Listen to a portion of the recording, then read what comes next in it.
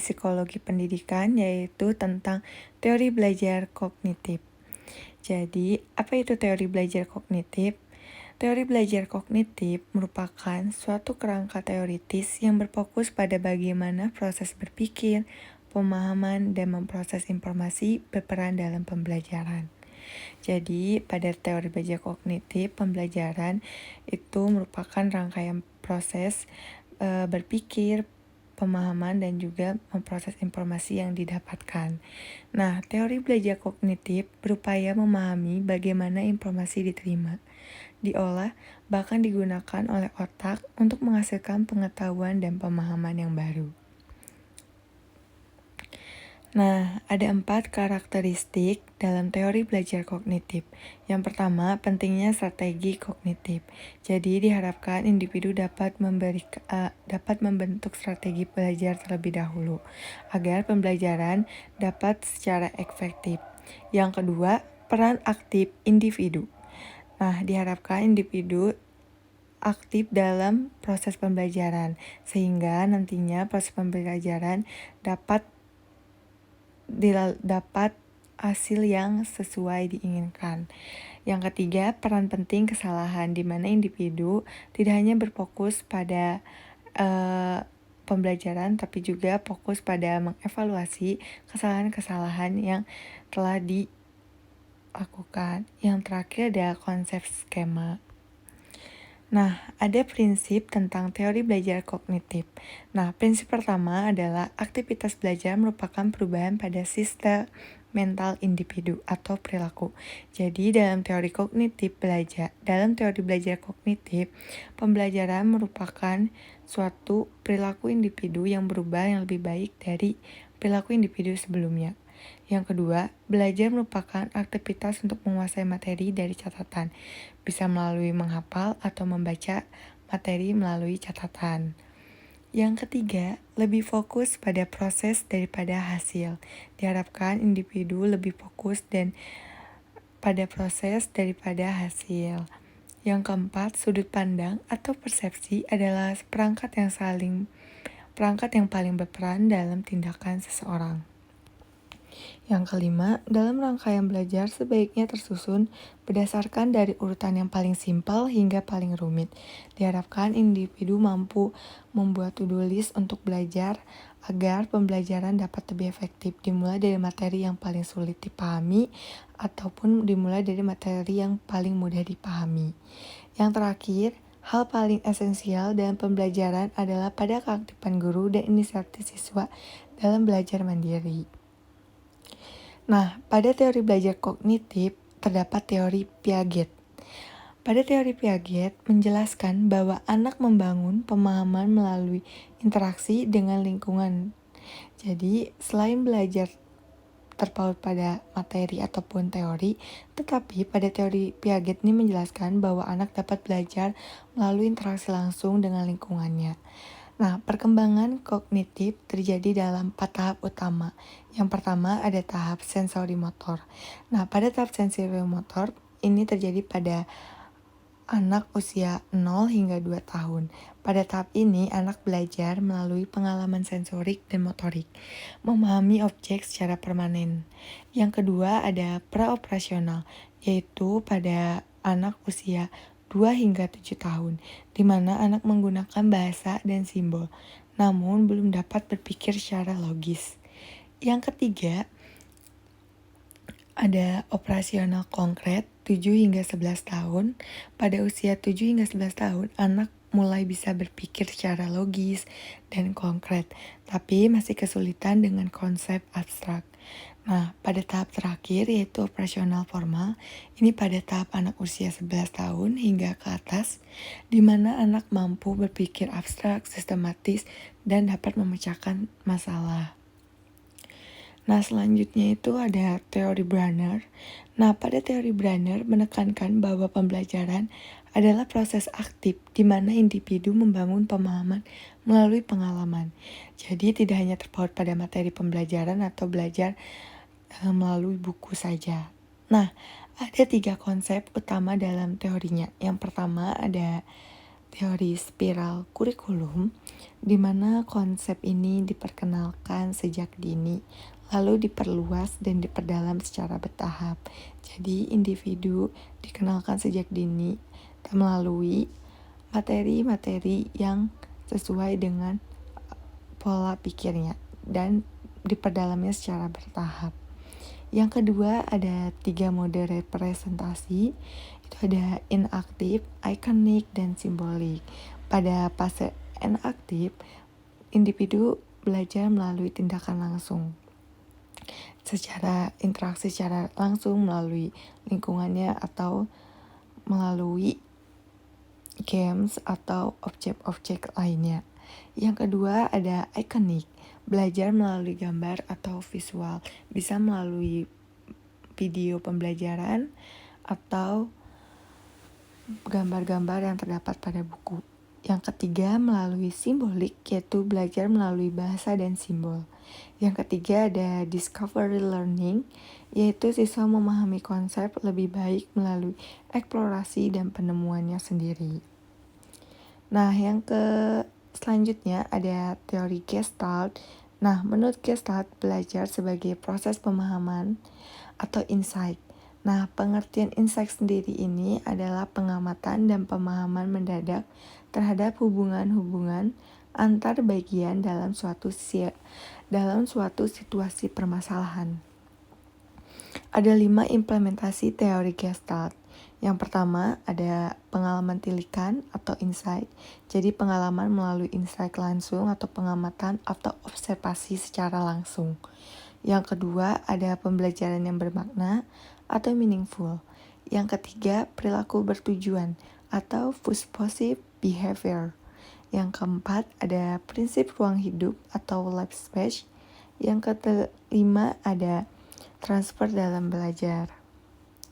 Nah, selanjutnya ada teori Dines.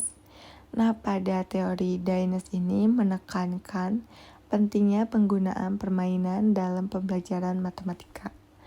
Nah, kalau misalnya belajar matematika hanya belajar angka, tapi menurut teori Dines, belajar matematika bisa melalui games atau pembelajaran permainan dengan permainan yang lebih interaktif sehingga anak mudah memahami dan tidak mudah bosan.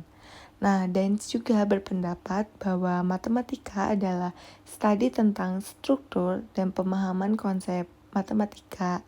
Itu dapat ditingkatkan melalui interaksi langsung dengan objek nyata. Nah, ada 6 tahap teori Dines. Yang pertama itu ada permainan bebas atau pre-play, di mana anak dapat bermain bebas secara langsung atau melalui objek nyata. Yang kedua ada permainan dengan aturan atau games. Yang ketiga mencari kesamaan sifat. Nah, ini sangat relevan dengan pembelajaran matematika karena pada matematika juga anak dituntut untuk belajar tentang mencari kesamaan sifat, seperti misalnya apa persamaan sifat dari materi matematika yang sedang diajarkan. Yang keempat ada representasi. Yang keenam ada simbolisasi, dan yang terakhir ada formalisasi. Selanjutnya ada teori Van Hill. Teori Van Hill ini adalah teori yang menjelaskan bagaimana pemahaman seseorang terhadap konsep geometri dan anak dapat berkembang melalui beberapa tahap berpikir. Nah, ada 5 tingkat atau ada 5 tahap tentang pemahaman teori Van Hill ini. Nah, kira-kira teman tahu nggak apa aja? Nah, yang pertama itu ada tingkat visualisasi atau pengakuan. Yang kedua ada tingkat analisis. Jadi setelah anak melalui tingkat visualisasi, anak dapat menganalisis secara langsung tentang permasalahan. Yang ketiga ada tingkat deduksi informal atau abstraksi. Yang keempat ada tingkat deduksi. Dan yang kelima ada tingkat rigor atau ketepatan. Nah, implikasi teori Van Hill dalam pembelajaran ini tuh ada 4. Yang pertama, pembelajaran harus bertahap sesuai dengan tingkat berpikir siswa. Jadi, seorang guru harus memberikan materi sesuai dengan tingkatan siswanya. Nah, yang kedua, gunakan metode yang interaktif seperti diskusi, manipulasi bentuk, dan eksplorasi konsep.